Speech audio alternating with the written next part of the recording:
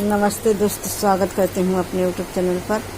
आप लोग के सामने एक नाच गीत सुनाने जा रहे हैं। अच्छा लगेगा तो वीडियो को लाइक, सब्सक्राइब, शेयर जरूर करिएगा। कमेंट बॉक्स में बताइएगा हमारा गीत कैसा लगा।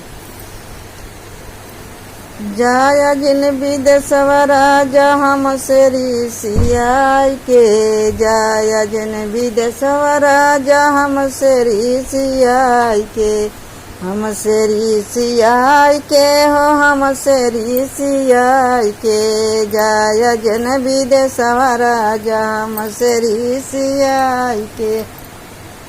सोने की थाली में जेवना बनवनी, सोने की थाली में जेवना बनवली, जेवना तुझैल राजा हमसे मुस्काई के, जेवना तुझैल राजा हमसे मुस्काई के, जाया जन विदेशवा राजा हमसे ऋषियाई के, जाया जन विदेशवा राजा हमसे ऋषियाई के।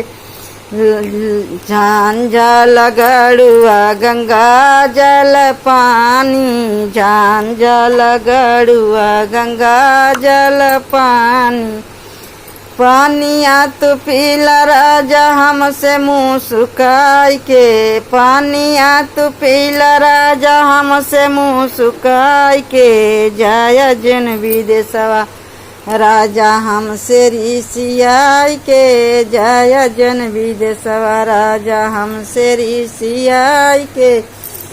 लौंग इलायची कबीड़वा जोड़वलो, लौंग इलायची कबीड़वा जोड़वलो, बीड़वा तू कुचल राजा हमसे मुस्काई के, बीड़वा तू कुचल राजा हमसे मुस्काई के, जाया जिन विदेशवा राजा हमसे ऋषियाई के, जाया जिन विदेशवा राजा।